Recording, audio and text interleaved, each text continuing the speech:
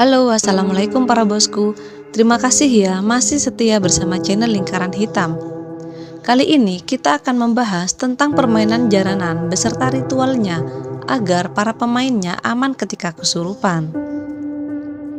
Jaranan yang merupakan budaya Jawa kerap membuat heran para penonton yang melihatnya karena si pemain yang sudah kehilangan kesadarannya dirasuki jin yang sengaja diundang untuk bermain dalam permainan jaranan yang kental dengan mistis.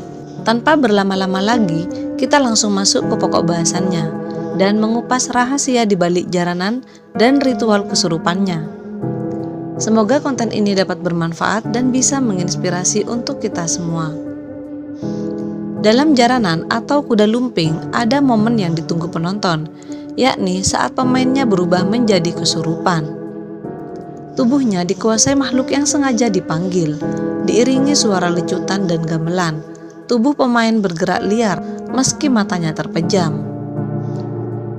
Seperti yang diungkapkan oleh Ketua Sanggar Jaranan, Ismoyo Joyo Saputro menyebutkan, kondisi kerasukannya para pemain jaranan itu tidak terjadi begitu saja. Ada ritual yang harus dilaksanakan.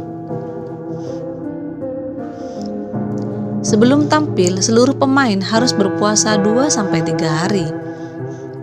Pada waktu yang sama, sang pemimpin jaranan atau yang ditunjuk sebagai pawang jaranan ini mendatangi makam keramat atau punden di sekitar lokasi yang nanti menjadi area pertunjukan. Dia meminta izin kepada sang leluhur atau penunggu yang berada di area pertunjukan. Ibaratnya kami permisi dulu ke yang punya wilayah atau makhluk halus. Tujuannya agar pertunjukan bisa berjalan lancar, kata Ismoyo.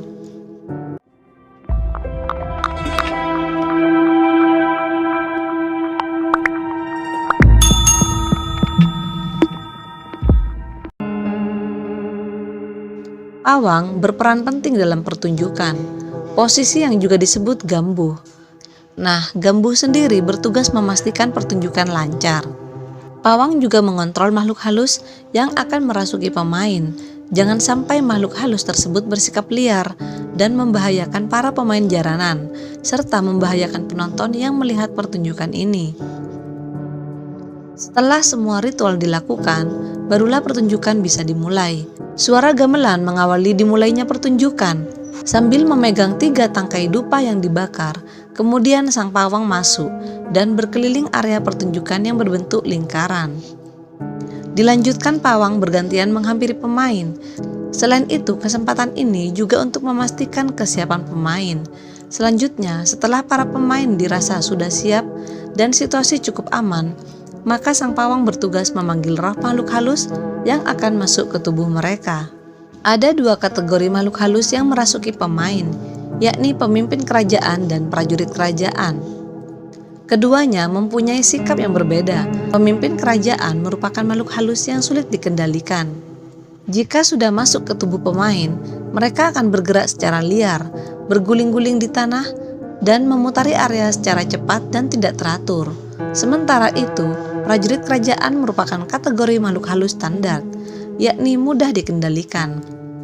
Sesajen yang diberikan pun berbeda. Untuk memanggil rajanya, kami harus menyiapkan seekor ayam hidup. Biasanya makhluk halus itu meminta pemain yang tubuhnya telah dimasuki untuk memakannya hidup-hidup, ucapnya. Untuk yang berjenis prajurit kerajaan, cukup membakar dupa dan kemenyan. Di alam bawah sadarnya, mereka menampilkan pertunjukan yang apik, menari dengan liar dan energik. Ada 3 jenis tarian yang dipertunjukkan. Pertama, tarian jaranan. Tarian tersebut dilakukan menggunakan kuda tiruan. Kedua, tari barongan, mengenakan kostum macan atau harimau diiringi dengan musik gamelan dan suara pecutan. Pemain menari di area pertunjukan. Dalam pertunjukannya, topeng barongan tidak bisa asal digunakan semua orang. Setiap topeng barongan harus digunakan oleh orang yang sama. Sebab tiap topeng barongan ditumpangi penunggu yang berbeda, dan belum tentu makhluk halus tersebut klop dengan pemain baru. Jika tidak seirama, makhluk halus akan bersikap arogan dan dapat membahayakan si pemain. Yang terakhir adalah tarian celengan. Biasanya tari celengan merupakan penanda akhir dari pertunjukan. Memakai busana yang menyerupai celeng atau babi hutan, para pemain mengikuti iringan musik. Dalam pertunjukan jaranan, momen ini yang ditunggu para penonton. Suasana mistis akan terasa di sekitar pertunjukan. Wangi dupa dan kemenyan yang menyebar, plus rapalan mantra yang terdengar merupakan momen krusial bagi seluruh pemain. Sebab itulah detik-detik masuknya makhluk halus ke tubuh mereka. Setelah itu, seluruh pemain seakan berada di bawah alam sadarnya. Mereka menari dan berlari ke sana kemari secara liar. Agar pemain tetap terkontrol, mereka wajib menghirup minyak berwangi melati, sebab wangi melati dipercaya sangat disukai oleh makhluk halus. Saat kerasukan, pemain tidak merasakan apa-apa, meski melakukan yang berbahaya, seperti makan beling atau mempraktikkan adegan debus lainnya. Selama ini tidak ada efek samping dalam level berat yang dialami pemain setelah mempertunjukkan seni jaranan. Sebab pemain harus cukup umur yang boleh berinteraksi dengan makhluk halus minimal 15 tahun. Itu pun dengan ritual-ritual yang mereka jalani sebelum pertunjukan berlangsung. Hanya terasa capek banget, pastinya keringat keluar banyak sampai seperti mandi. Saking capeknya kadang sampai terasa mual dan muntah. Kemudian ada beberapa pemain yang linglung saat kali pertama sadar. Mereka bingung sedang berada di mana. Namun itu tak lama. Yang paling sering saking capeknya pemain tak bisa bangun. Mereka harus dibopong ke belakang panggung. Saat ini jaranan sudah jarang ditemui, namun budaya masih ada dan dilestarikan. Jaranan ini merupakan hiburan semata, meskipun berbau mistis. Namun yang terpenting, jika menonton jaranan yang kesurupan, kita harus tetap berdoa supaya tidak diganggu dan meyakini bahwa apa yang dilakukan makhluk di bumi tak akan terjadi tanpa izin Sang Maha Kuasa.